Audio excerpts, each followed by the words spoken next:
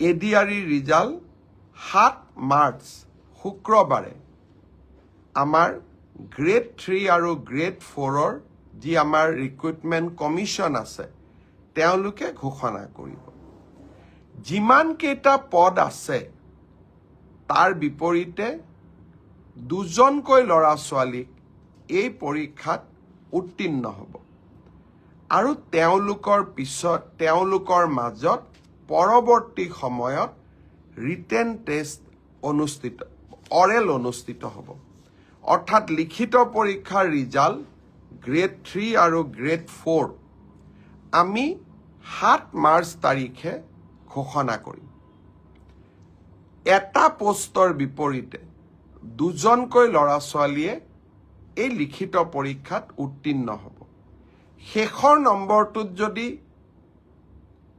বেছি ল'ৰা ছোৱালীয়ে একেটা নম্বৰে পায় তেতিয়াহ'লে হয়তো 3000 পোষ্টৰ বিপৰীতে মই ধৰি ল'ব কৈছোঁ 6000 ল'ৰা ছোৱালী পাছ কৰিব লাগে কিন্তু একেটা নম্বৰ যদি বহু পৰীক্ষাৰ্থীয়ে লাভ কৰে তেতিয়াহ'লে একে নম্বৰ পোৱা ল'ৰা ছোৱালীসকলেও পৰীক্ষাটোত ডেফিনেটলি পাছ কৰিব অৰ্থাৎ আমি যদি ধৰি লওঁ 50 is a cut off mark কিন্তু 50 যদি 50 জন ল'ৰাই নম্বৰ পাইছে তেতিয়াহ'লে 50 জন ল'ৰায়ে লিখিত পৰীক্ষাত পাছ কৰিব গতিকে 1:2 বুলি ক'লেও 1:2 একেবাৰে গ্ৰামাটিকেল সেন্সত নহ'ব হয়তো 2-4জন ল'ৰা ছোৱালীয়ে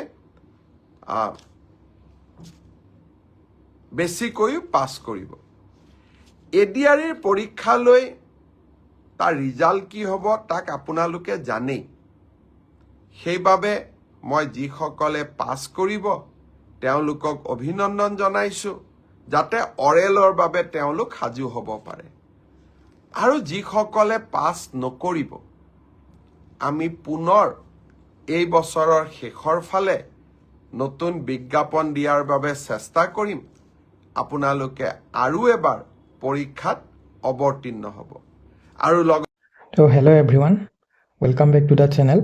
আপোনালোকে already CM ছাৰৰ লাইভটো চালে আৰু গম পালে যে ৰিজাল্ট কেতিয়া দিব এতিয়া 7 মাৰ্চত চিফ মিনিষ্টাৰ্ছ আসামৰ যোনটো টুইটাৰ পেজ আছে তাত দিছিলে এতিয়া তাত আপোনালোকৰ যোনটো এক্সাম সেই এক্সামৰ গোটেইখিনি ডেট ইয়াত দেখিব কিন্তু ইয়াত মই মেইনলি কথা পাতিম এতিয়া এডিআৰই গ্ৰেড 3 আৰু গ্ৰেড 4ৰ ৰিজাল্টৰ ওপৰত আৰু CM ছাৰে যোনখিনি কথা ক'লে সেইখিনিক আমি এটা সামাৰী আকাৰত চাম যে তেওঁ কি ক'লে ফাৰ্ষ্ট অফ অল বহুতৰ মনত এটা কুৱেশ্যন আহিব এতিয়া তেওঁ এটা ৱৰ্ড ইউজ কৰিছে যে অৰেল হ'ব তো যোনটো লাইভ আছিলে লাইভৰ পৰা আপোনালোকৰ চাগে এটা কমন কুৱেশ্যন এতিয়া চবৰে আহিব যে যোনটো নেক্সট ফেজ মানে second phase of the exam তাত কি ভাইভা হ'ব নেকি ভাইভা হ'ব নে স্কিল হ'ব এতিয়া CM ছাৰেতো ডাইৰেক্ট তাতে কৈছিলে যে অৰেল বুলি কৈছে তো এতিয়া তেওঁ ডাইৰেক্ট এটা ৱৰ্ড কৈছে তো এইটোৰ পৰা আমি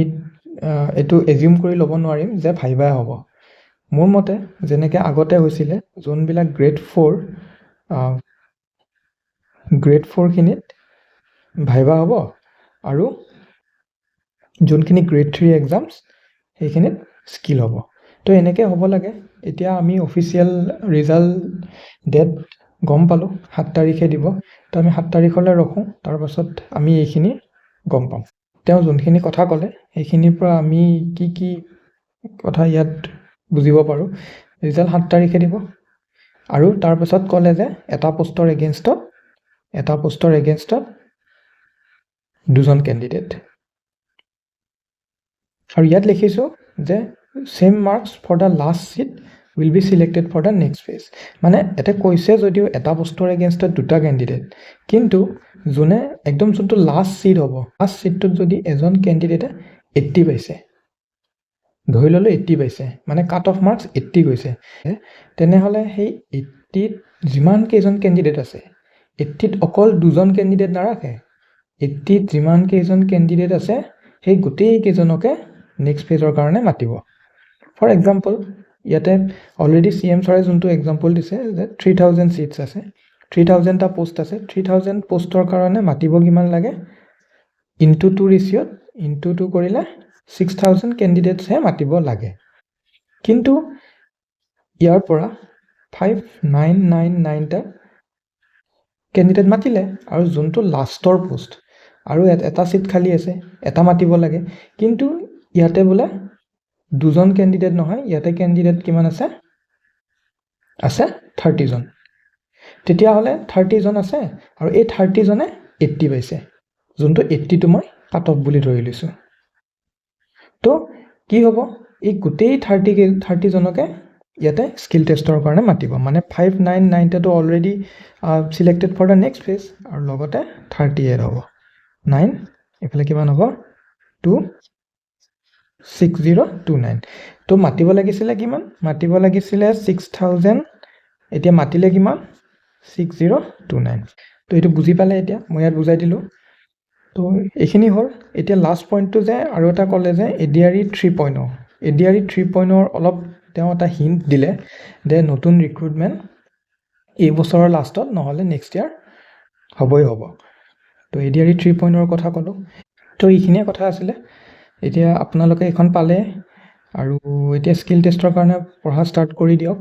যি প্ৰেক্টিছ, যদি প্ৰেক্টিছ এতিয়ালৈ কৰা নাই, প্ৰেক্টিছ কৰক। স্কিল টেষ্ট প্ৰেক্টিছ নহ'লে স্কিল টেষ্টত বহুত প্ৰব্লেম পাব। চ' ভিডিঅ'টো এইখিনি কৈ মই সামৰিছোঁ আৰু বেষ্ট অফ লাক এভৰিৱান। যদি কিবা কাৰণত এইবাৰ নহয়গৈ, দেন ADRE 3.0ৰ কাৰণে পঢ়া ষ্টাৰ্ট দিয়ক। আৰু বাকী বেষ্ট উইচেছ থাকিলে সকলোকে থেংক ইউ।